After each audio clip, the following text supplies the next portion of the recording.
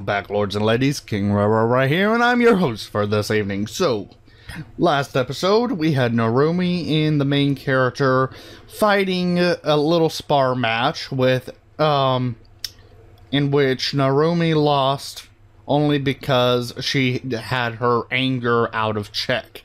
And then she ran into the forest, and the main character ran after her, and she finally confessed to him what happened to her family and who Chi-chan is and all that good stuff. Now they're back, and she is in her own house getting ready to get changed. Welcome to my humble abode. It doesn't look like much, but I keep it tidy. You can put on one of the Oji-sama's old robes if you want to, you know, while your stuff dries. This used to be his place before he came to the village, became the village elder.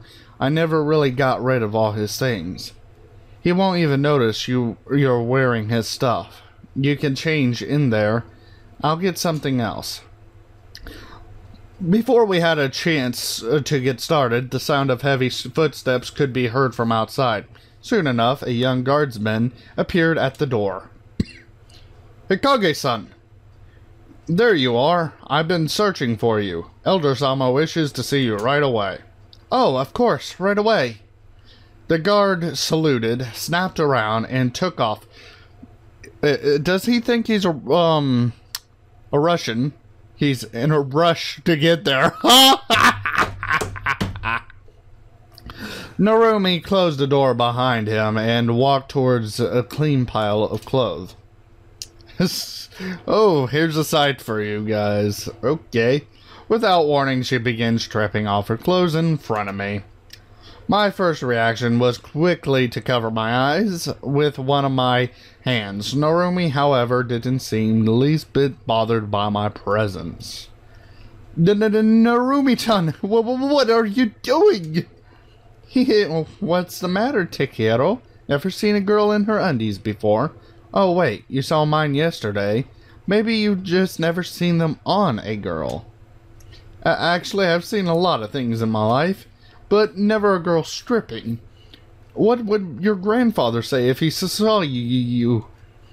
I stuttered as I briefly visualized how Narumi would have looked without underwear, but quickly cleared the thought out of my... You pervert. Well, he's not going to find out, is he? It's nothing. We need to hurry, right? So get changed already. It's a matter of decency. Aren't you embarrassed knowing that there's a healthy guy in the same room as you? At this rate, this and that might happen, and we're going to be late either way. Not really. I don't mind if it's you, Takeru-kun. I'm honored. I wouldn't mind any of my friends seeing me like this. Mio has seen me naked lots of times. That's not really an issue here anyway. I quickly turned around, trying my best not to peek, as she finished changing. Tell me when you're done. This kind of stimulation isn't good for my mind. If you'd quit your babbling, we'd be done already. Get your clothes off and the dry ones on. I suddenly felt hands grab my hips from behind, and without any other warning, my trousers were yanked down to my ankles. A firm kick to my rear followed, and I fumbled forward toward the wardrobe. Now, you didn't have to kick me. I sighed in frustration. I had been wrong. Whether it was the tsundere tyrant, Narumi, Michiko, or Meiko, these girls had no common sense. You know, it's not fair that only you get a show. Hey, keep your eyes on yourself. This isn't a peeping contest. Good thing, too. I'd have no chance of winning. Oh, boy. Well, I admit, your side certainly has more interesting views.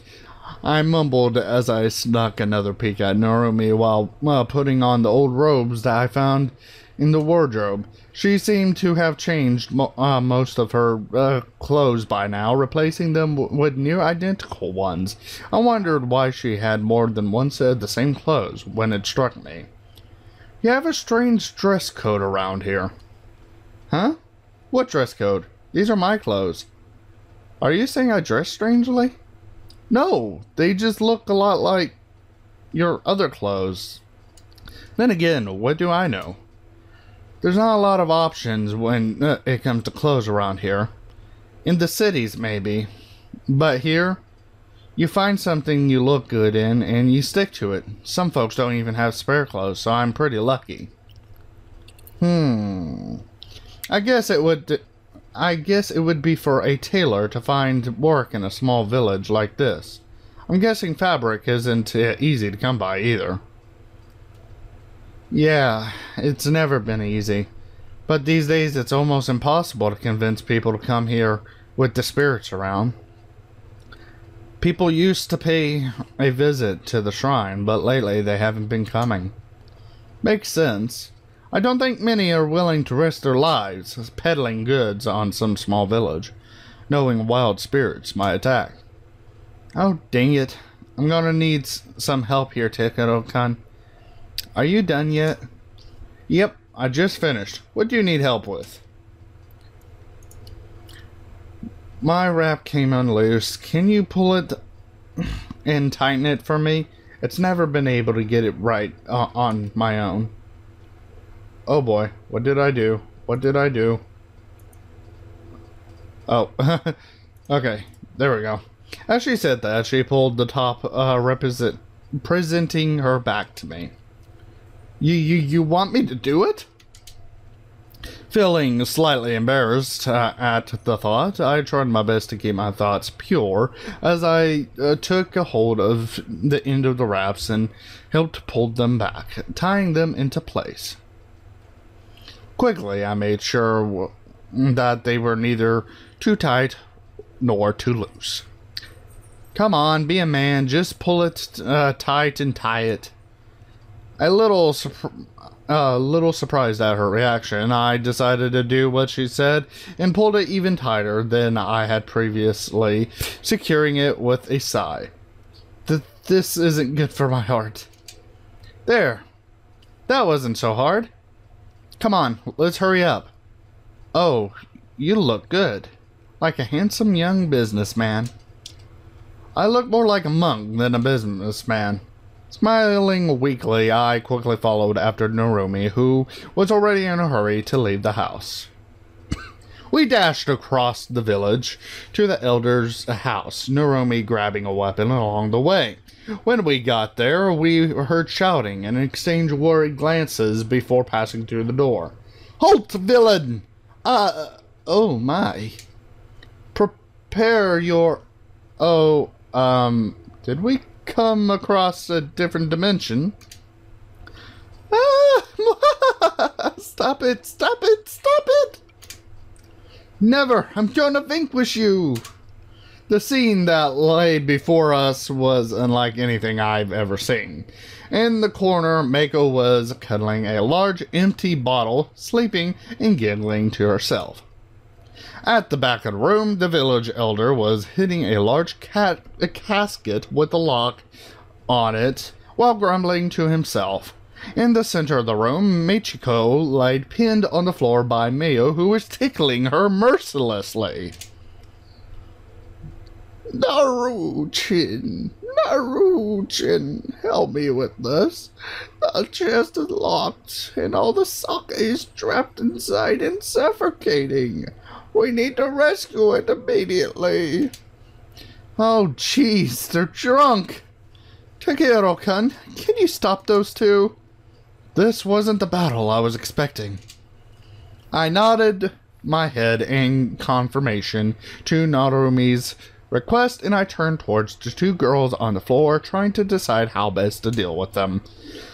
With both of them drunk, it probably would have been easy enough to get Miyu to release Michiko. But before I had the chance to intervene, the two girls roughhousing on the floor cased them to bump into the table, knocking over a bottle of sake onto both of them. Aw, I'm all wet now. You spilled the sake. Wow, stupid. The girl pushed herself upright, flailing like a spoiled child, before turning tail and running through the door. Good grief. Who knew what she might do? Naru-chan, please go get her. In this state, she'd only make stupid advances at me. Right. As Narumi ran off to retrieve the drunken fox girl, I was left to care for the remaining few. Mio-san, you need to come with me. We need to get you into something clean. You just want to see me naked. Well, what? No, I'm not a pervert. Yes, you are. Yes, you are, Takeru-kun. What does everyone seem to think that? I mean, I do want to see boobs, but I have honor, damn it. Nope, I'm not going to do anything you tell me to. I'll stay right here and swim in sake. I sighed and looked down at the woman who was indeed trying to swim in a tiny puddle of sake, taking a deep breath. I'm sorry. I just got that visualization of her trying to swim in sake. Do the butterfly. Tsundere, Chief. Enemies have been sighted nearby the hot springs. Their numbers are about to overwhelm us. We need reinforcements right away. I came up with the bluff on the spot, hoping it would get Mio out of the room. What? We have to vanquish them at once. Come on, private pervert. To the hot springs. Private pervert. Perfect. That is just perfect. But aren't we supposed to defend? Before I had time to finish my sentence, Mio had dragged me to the entrance of the building by the color of my robe. No! Attack! Attack! Get to the hot springs and attack! I'll be there soon! And with that, she shoved me through the door with a hefty kick, the door slamming shut behind me. My hearing wasn't perfect, but I could have sworn I heard a yelp and a thumble following Mio's departure. A large open area lay in front of me, closed off by the tall bamboo fence. There was also a small area off to the side for more delicate washings. Delicate, right. Saying to myself, I began to tidy up the place a little, removing sharp objects and small obstacles that the drunken woman might injure herself with, and waited. 5 minutes went by before I heard the door open and close, followed by a gentle slosh of someone stepping into the water of the hot spring. Ah, the water's great. Hurry up and get in. What happened to attack? I turned, expecting her to be standing in the water with her clothes on.